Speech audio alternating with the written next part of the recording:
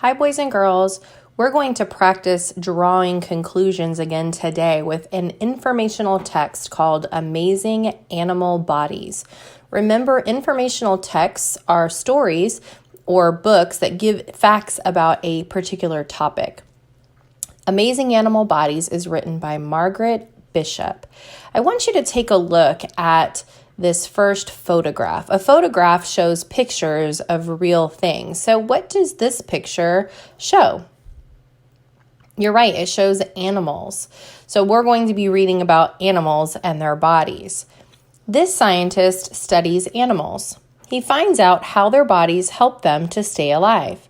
Find out what he learns. Whales live in cold water. They have thick layers of fat to help them keep warm. Snowshoe hares have brown fur in the summer. During the snowy winter, the fur turns white. This makes it hard for their enemies to see them. So what colors are snowshoe hares in the summer? They're brown. And what color are they in the winter? That's right, they're white. So why would they change colors? Exactly. They change colors to hide from animals who want to eat them. Those are their enemies. Chameleons change colors to blend into their surroundings too. They can also change colors if they are angry. Why do chameleons change colors? They can blend into their surroundings or to match their feelings. If you remember when we read Chameleon, at the end of the story, when the chameleon met another chameleon, he showed that he was being friendly by having bright colors. And when the other chameleon realized he was friendly, her colors turned pale. How does the photo help you see how a chameleon can blend into its surroundings? The picture shows the chameleon and he's almost the same color as the ground he's walking on, so he is camouflaged.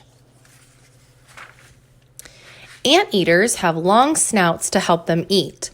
They use their long snouts to reach into the ground and catch ants. How do you think having a long snout is helpful to anteaters?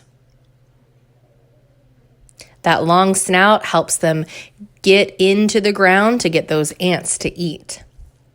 Camels can close their nostrils. They do that so that no sand will go up their noses. So what's special about a camel's nostrils? You're right, it can close them. And how do you think that closing its nostrils helps a camel live in the desert?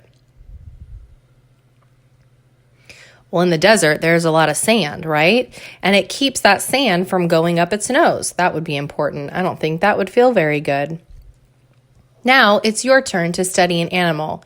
A clam has a hard shell. How do you think the shell helps the clam? I want you to think about two questions. Why would having a hard shell help an animal? And can you name any other animals that have hard shells?